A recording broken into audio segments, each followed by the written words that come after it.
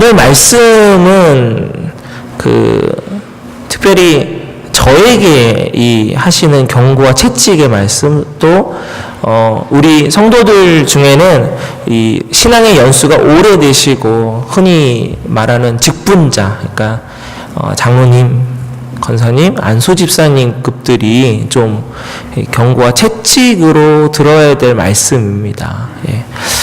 그동안은 직설보다는 비유를 통해서 우회적인 경고의 말씀들을 하셨는데, 예수님이 오늘은 아예 대놓고 직설적으로 얘기를 하세요. 오늘 보지 않았지만 13절부터 36절까지의 말씀에는 7가지를 예수님께서 이렇게 찝어서 얘기를 하십니다. 서기관과 바리새인들이. 그러면서 앞에 뭐가 항상 등장하냐면 화 있을진저 하면서 이렇게 얘기하시고, 또 화 있을진저 하면서 또 이렇게 총 7가지를 36절까지 얘기를 하십니다. 화 있을진저라는 것은 일종의 저주예요. 예. 정말 그 정도까지 심하게 얘기하실 정도로 오늘은 그 책망과 경고의 말씀이 있습니다. 오늘 같이 읽은 본문만 하더라도 서기관과 바리새인들이 하고 있는 잘못된 행동들이 나옵니다. 말은 하는데, 말은 너무 잘하는데 행합이 없는 것, 그 다음에 행동을 하긴 하는데 사람들에게 보이려고 하는 것, 청함받기를 원하는 것, 자기가 높아지려고 하는 것, 이렇게 몇 가지 또 등장을 합니다. 이렇게 몇 가지를 요약하면서 이런 생각이 저는 개인적으로 들었습니다. 이거 내 모습인데, 이거 우리 목사들 모습인데, 이거 교회에서 오래 신앙생활하는 성도들 모습인데, 이런 생각이 들었습니다. 어쩜 이렇게 나에게 하시는 말씀처럼 들리는지 모르겠습니다. 그만큼 우리 인간들의 죄성이기도 하지만 그리스도인으로서, 특별히 목회자로서 가장 조심해야 되는 부분 중에 그런 부분들을 예수님께서 지금 오늘 말씀하고 계시지 않나라는 생각을 해보게 됩니다. 우리 3절 말씀 한번 같이 읽어보기 원합니다. 3절입니다. 예. 3절 말씀 시작.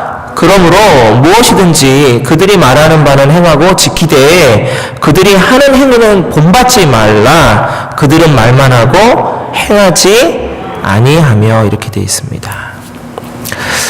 기독교인답지 않은 이라는 제목의 그 책이 있어요. 이제 미국의 16세에서 29세의 젊은 층의 언크리스찬, 그러니까 비그리스도인들을 대상으로 그리스도인에 대한 이미지를 조사한 건데, 6가지 그리스도인답지 못한 이미지가 이제 그 책에 나오는데, 그 중에 첫 번째로 나온 게 뭐냐면, 기독교인들은 이선적이다. 도덕적으로 우월한 척 하지만 말과 행동이 일치하지 않는다. 이렇게 조사가 나왔습니다. 미국에서 나온 거예요. 저를 비롯해서 특별히 한국의 목사들이 스스로 반성할 수밖에 없는, 또 제가 잘못한 거 아니고 여러분들이 그 사과를 받아 필요는 없지만 그래도 제가 이 자리에서 죄송합니다라고 말씀드려야 될 일이 또 생겼어요. 한국에서. 전 세계 장로교단 통틀어서 제일 크다고 하는 M교회의 세습이 공식적으로 한국 시간으로 오늘 이 10일 주일날 이루어지고 말았습니다. 전 세계 장로교단에서 첫 번째인 것뿐만 아니라 뭐 정확한 건 알 수 없지만 여의도 순복음교회가 이제 한국에서 제일 크다고 하긴 하는데, 그것보다도 더 크다라고 할 수 있을 정도의 교회거든요. 교회 재산만 1,000억 원에 이른답니다. 예. 거의 공룡급이라고 표현을 저희들은 하는데요. 편법적으로 분립개척을 벌써 몇 년 전에 시켜서 아들 목사를 그쪽으로 보냈어요. 담임 목사로. 그때 다들 이거 뭔가 조짐이 이상하다, 설마 했습니다. 근데 최근에 그쪽 노회에서 편법과 불법으로 결국 아들 목사를 담임 목사로 추대하는 걸 통과시켜 버렸습니다. 그리고 정말 그 노예 안에서도 반대하는 목사들과 또 지금 현재 이게 지금 법정으로 또 이렇게 고소가 되어 있게 됐거든요. 그럼에도 불구하고 한국 시간으로 오늘 그러니까 12일 주일날 원로 목사 추대와 담임 목사 취임을 해 버렸습니다. 제가 이걸 말씀드리는 이유 중에 하나는 바로 오늘 이 본문에 있는 3절 말씀 때문에 그래요. 말은 잘했는데 행동으로까지 안 가는 이 모습. 왜냐? 통합측 노회에서 몇 년 전에 세습 방지법을 총회 전체적으로 분명히 합법적으로 선거를 해서 통과를 시켰습니다. 세습은 안 된다. 법적으로 총회 법으로 아예 막았거든요. 그때 이 목사님이 분명히 자신은 총회법을 따르겠다 이렇게 말했어요. 그다음 아들 목사는 종교개혁 세미나가 몇 년 전에 있었는데 그때에 자기는 세습하지 않겠다. 아버지가 원한다 할지라도 교회가 원한다 할지라도 자기는 하지 않겠다라고 말을 했거든요. 그럼에도 불구하고 결국 말만 되고 약속을 지키지 않게 되어 버렸습니다. 오늘 성경에 정확하게 말씀하고 있네요. 서기관과 바리새인들은 말로는 잘 가리켰습니다. 말로 잘 못 가리킨 게 아니에요. 헛된 걸 가리킨 게 아닙니다. 정확하게 가리켰습니다. 율법으로 하나님의 말씀으로. 그러니까 오죽하면 그들이 말하는 바는 행하고 지키라고 얘기하지 않습니까? 행하고 지키랍니다. 그런데 그들의 본받지는 말랍니다. 어떤 부분이요? 말만 하고 행동으로 하지 않는 부분은 본받지 말라는 것입니다. 2절에 보면 서기관과 바리새인들이 모세의 자리에 앉았다고 얘기하고 있습니다. 모세가 어떤 사람입니까? 유대인들에게는요, 모세, 다윗 이 두 사람이 위대한 왕, 위대한 지도자 이렇게 되어 있습니다. 모세는 수백만 명을 애굽에서 구원한 사람입니다. 광야 40년 동안에 그 광야, 아무것도 없는 그 광야에서 오로지 하나님 한 분, 그 대리자 역할 잘 감당하면서 그 엄청난 사람들을 굶기거나 아니면 다른 여타의 병으로 죽지 않게 만들었던 사람이에요. 그 위대한 지도자입니다. 그런데 이 서기관과 바리새인들은 그 위대한 지도자의 자리, 쉽게 말하면 그 명성을 얻으려고 했다라는 거예요. 그건 하지 않고. 그러나 모세는 했습니다. 무엇 했습니까? 첫 번째, 하나님을 의지했습니다. 하나님을 직접 대면했고 하나님 말씀을 직접 들었으며 그 하나님 말씀대로 이끌었습니다. 두 번째, 광야 40년 동안에 이스라엘 백성들 너네들은 해, 나는 편하게 있을게가 아니라 똑같이 그 광야 40년 동안에 모세는 그들과 함께 그곳에서 지내면서 그들을 이끌었습니다. 그리고 말년은 어떻게 됐습니까? 가나안 땅을 바라보고 아직 죽을 기력이 아닌데도 불구하고 하나님이 미안하다, 너는 거기에 못 들어간다 라고 했을 때 거기에 그 하나님 뜻으로 말미암아 가나안 땅을 바라보는 그곳에서 죽음을 맞이한 인물이 지도자가 바로 모세입니다. 그렇기 때문에 그 후대가 그 모세를 칭송하고 영광스럽게 기억할 수밖에 없는 겁니다. 그런데 이 서기관과 바리새인들은 그러한 모세의 영광만 받으려고 합니다. 여측이심이라는 사자성어가 있습니다. 여측이심.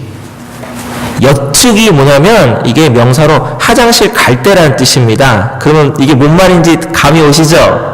여측이심, 화장실 갈 때 마음하고 나올 때 마음하고 다른 겁니다. 성공할수록, 잘 될수록, 높아질수록 처음 마음과 말을 잊지 않고 행해야 됩니다. 근데 이게 어렵습니다. 익을수록 고개를 숙여야 된다고 하지 않습니까? 이게 어렵습니다. 왜 그럴까요? 왜 그렇겠습니까, 여러분? 저는 이런 생각을 했습니다. 생각이 바뀌니까 마음이 바뀌고 마음이 바뀌니까 행동도 바뀌는 건 아닐까. 여러분 어떻게 생각하실지 모르겠습니다. 생각과 마음이 바뀌니까 그것이 그대로 행동으로 나타나는 거죠. 아, 처음에는 내가 절대로 이렇게 하면 안 돼. 이 교회는 하나님의 교회야. 그렇게 개척, 밑바닥부터 시작했는데 점점 커진 것 아닙니까? 처음부터 그렇게 한 거 아니잖아요. 처음부터 그렇게 한 게 아니라 점점 커졌습니다. 점점 커지다 보니까 이제는 내 아들이 아니면 다른 사람이 오면 여러 가지 문제점들이 드러날 수밖에 없고 핸들링이 될 수 없는 너무 큰 교회가 돼버린 거죠. 그러니까 교회의 혼란을 최소화해야 되니까 결국 아들을 세워놓고 본인은 원로 목사로 같이, 어떻게 보면 같이 가는 겁니다. 빌립보서 4장 7절 말씀을 같이 읽기를 원합니다. 빌립보서 4장 7절입니다. 읽겠습니다. 시작. 그리하면 모든 지각에 뛰어난 하나님의 평강이 그리스도 예수 안에서 너희 마음과 생각을 지키시리라. 생각이 바뀌고 마음이 바뀌니까 행동으로 나타난다면 이 생각과 마음이 안 바뀌도록 해야 될 것 아닙니까? 그때 바로 누가 그 마음과 생각을 지켜줄 수 있느냐? 오직 하나님밖에 없다라는 것입니다.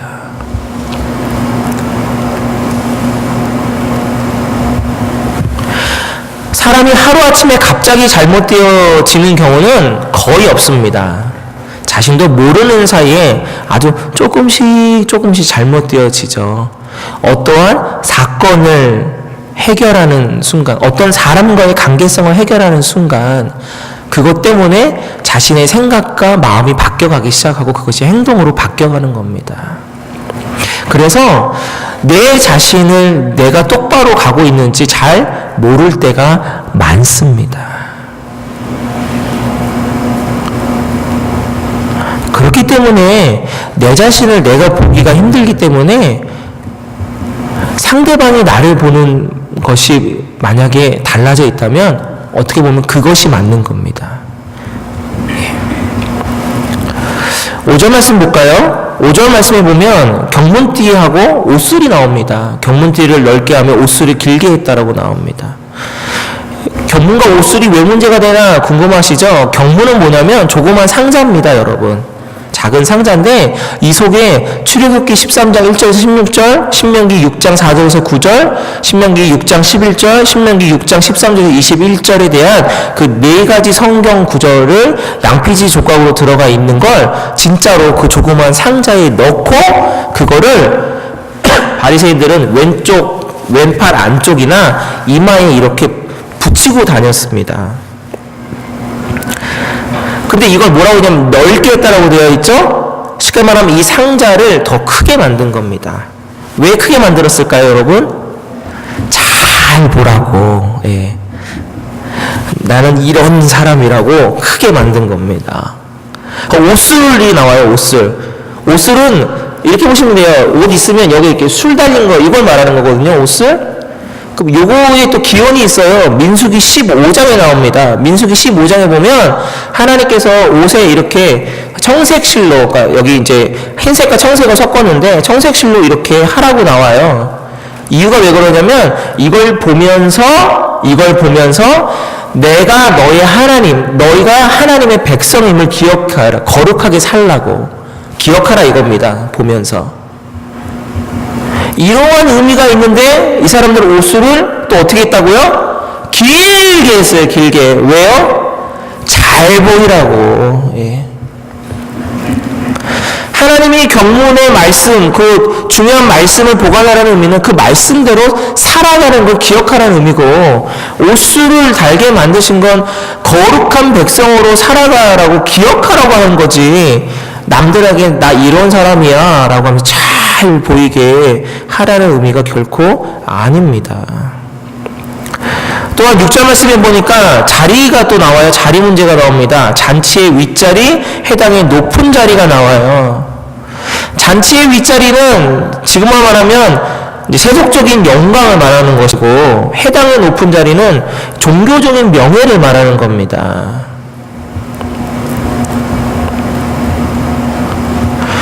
목사가 가장 조심해야 될 것들을 말해주고 있는 것 같아요.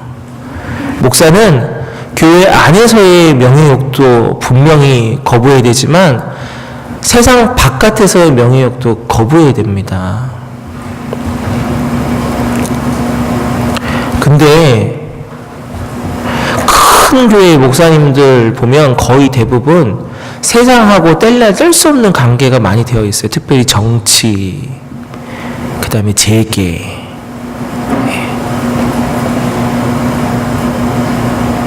왜 선거를 앞두고 있으면 목사를 찾아옵니까? 왜 투표를 앞두고 있으면 왜 큰 교회를 찾아오죠? 목사님의 한마디를 통해서 자기를 밀어달라는 거죠. 그건 무엇입니까? 영향력을 행사할 수 있다라는 거예요. 벌써 여기서부터 잘못된 겁니다. 그러니까 바리새인과 서기관들은 세상적인 자리에 가면 항상 높은 자리에 앉아야 됩니다. 왜? 내가 바로 이런 사람이니까. 교회 회당에 오면 회당의 상석에 앉아야 됩니다. 왜? 내가 이런 사람이니까.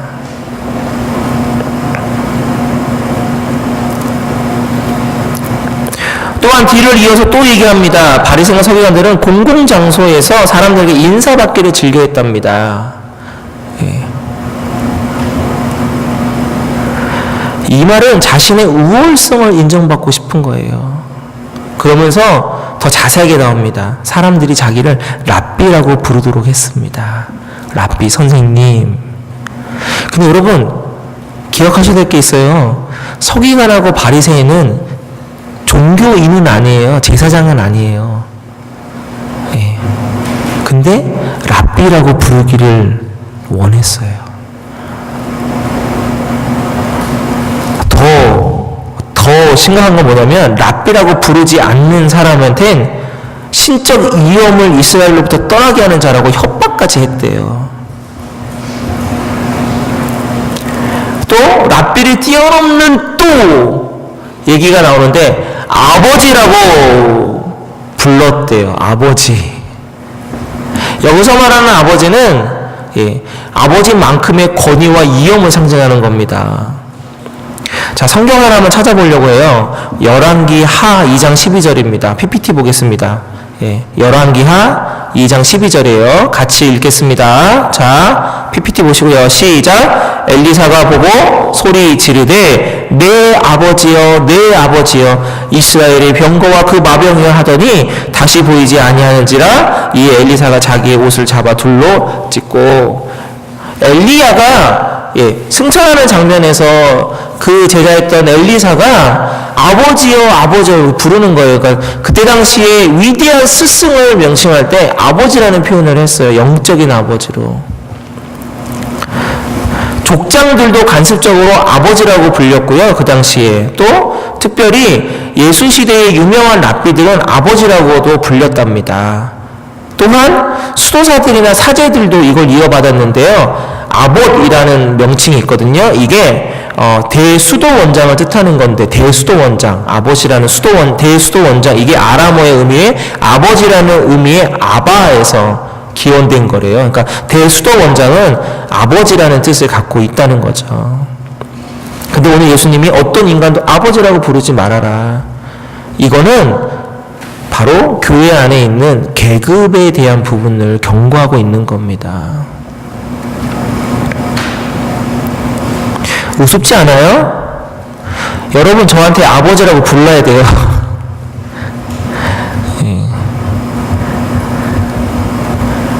전혀 생뚱맞을 것 같지만 그 당시에 그렇게 했어요. 우리 홍장모님한테 아버지라고 하셔야 된다니까요. 지금 이 당시로 한다면 아버지, 영적인 아버지, 권위를 세워드리는 거예요. 이것에 대한 경고의 메시지입니다.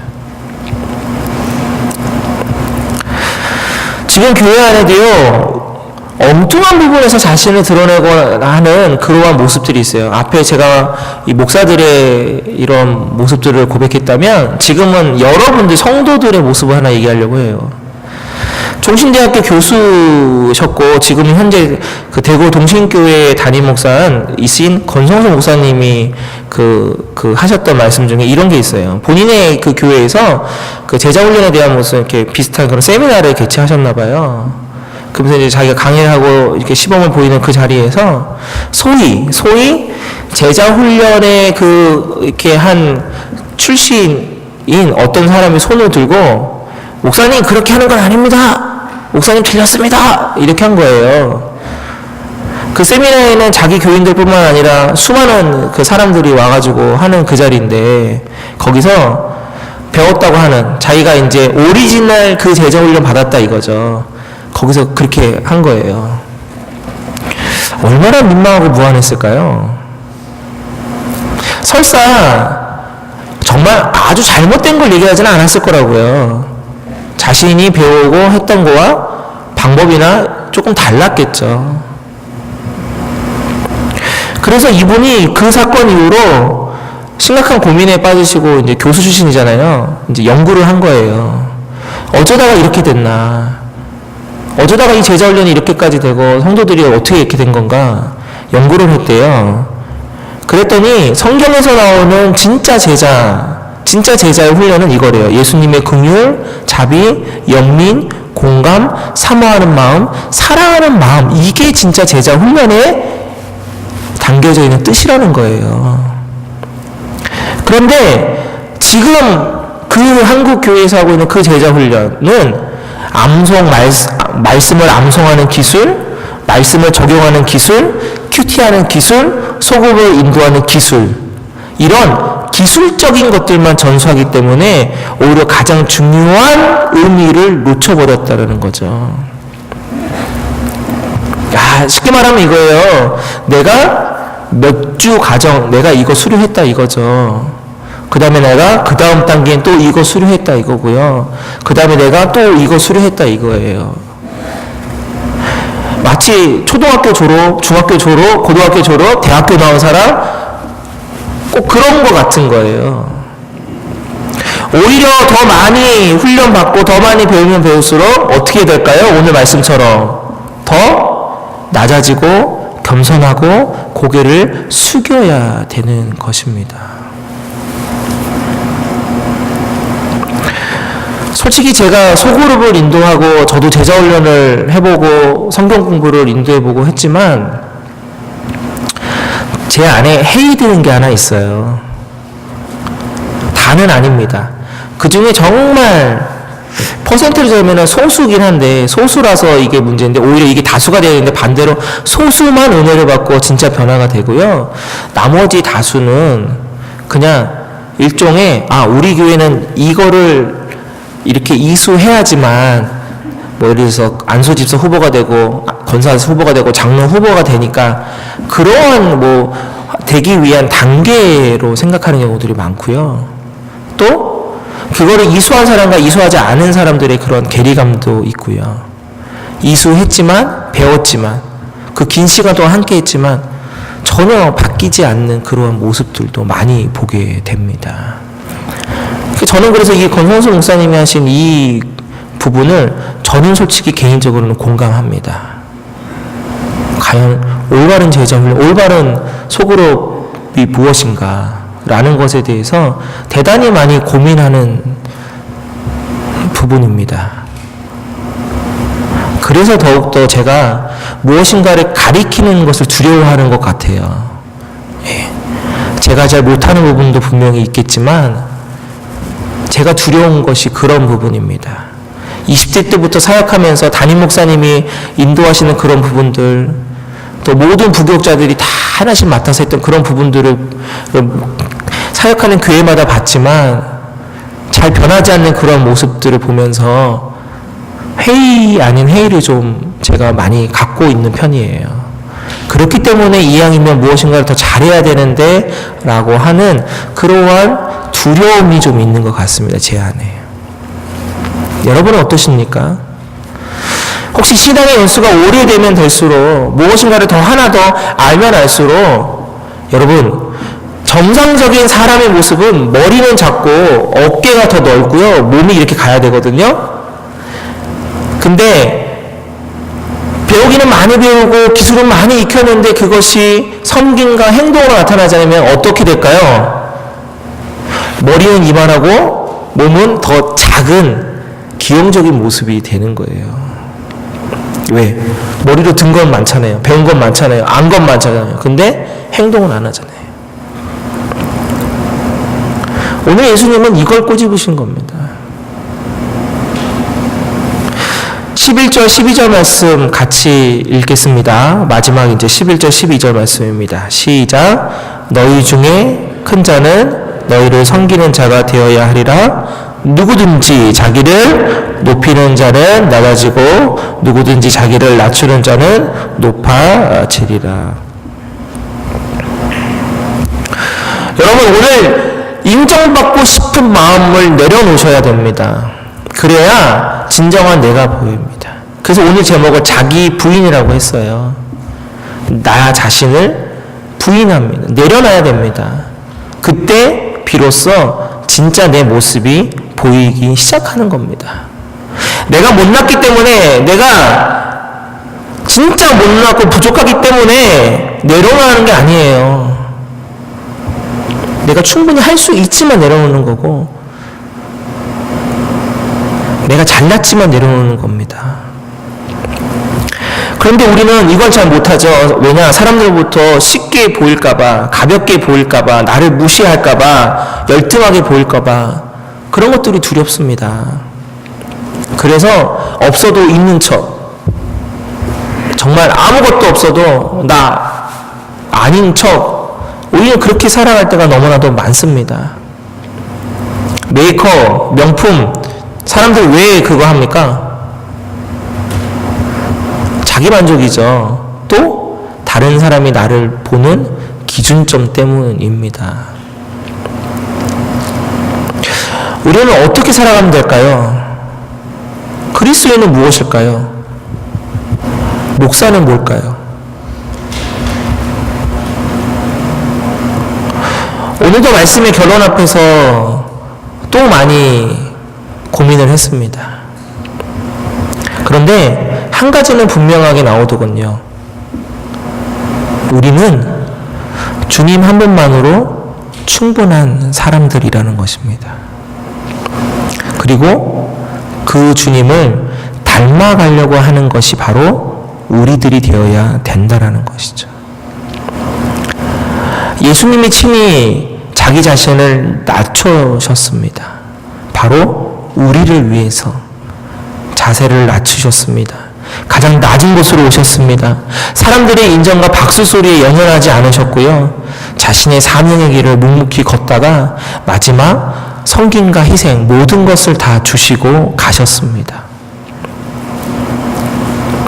예수님이 가신 그 길이 세상에 인정받고 칭찬받고 박수받으며 가신 그 길이 아니라, 그 골고다 그 언덕을 가는 건 무거운 십자가를 등에 지고 세상 사람들의 야유와 조롱과 침뱉음과 채찍을 맞으면서 걸어가신 그 길이기 때문에, 우리가 믿는 그 예수 그리스도가 가신 길이 그 길이기에 우리도 그 길을 따라가야 되지 않겠습니까? 예수님이 힘겹게 한 발짝 내디딜 때마다 우리도 힘겹게 우리의 삶의 한 발짝을 맞춰서 내디뎌야 되지 않겠습니까? 하다못해 예수님도 무거워서 쓰러지셨으면 우리들도 제대로 예수님 따라가면서 살 때에, 어렵고 힘들고 억울한 데 있을 때, 우리도 정말 힘들어서 쓰러질 것 같을 때, 넘어질 것 같을 때 우리도 예수님처럼 넘어지고 쓰러져야 되지 않겠습니까? 그게 진정한 바로 그 예수님을 따라가는, 예수님 한 분만으로 만족하며 살아갈 수 있다고 감히 고백할 수 있는 저와 여러분의 모습 아니겠습니까? 오늘 우리는 어떻게 살아가고 있습니까?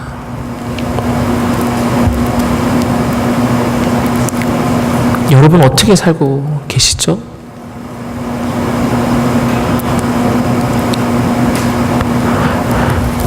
저도 순간순간 계속 끌어오르는 그러한 부분들이 있습니다. 담임 목사로서 무엇인가 존경받고 싶어 하는 모습, 하나라도 더 얻고 싶은 모습, 남들보다 조금이라도 잘난 모습, 내 안에도 그것들이 부글부글 튀어오를 준비만 하고 있는 것 같습니다. 그래서 매일 그거 억누르기 위해서 기도합니다. 그래서 이렇게 말씀 준비할 때 단순하게 여러분들에게 하는 말씀이 아니라 결국은 나에게 먼저 하시는 말씀이다 생각하고 그 말씀을 먼저 받으며 준비합니다. 그리고 수시로 고백하는 겁니다. 왜? 최소한도로 계속 고백하다 보면 조금이라도 덜 잘못되지 않을까 싶어서. 저와 같은 모습으로 여러분들도 함께 가지 않겠습니까? 고백하는 겁니다. 내가 이런 존재라고. 내가 이렇게 약한 존재고, 약하면서 악한 존재라고 수시로 고백하는 겁니다. 그리고 그 모습 그대로 예수 그리스도의 십자가에 나아가는 겁니다. 내가 이것밖에 안 된다고. 예수님 따라가야 되는데 자꾸만 십자가 내팽겨버리고 골고다 벗어나서 세상 길로 자꾸만 가려고 한다고 고백하며 나아가는 그 모습, 그것이 지금 바로 우리들에게 필요한 모습이 아닐까 싶습니다. 우리 마지막으로 12절 말씀, 이 한 절에 모든 것이 다 함축되어 있기에 저와 여러분의 고백이 좀 담아서 마지막으로 읽고 설교를 마치도록 하겠습니다. 우리 또박또박 하나하나 진심을 담아서 같이 읽겠습니다. 시작. 누구든지 자기를 높이는 자는 낮아지고 누구든지 자기를 낮추는 자는 높아지리라.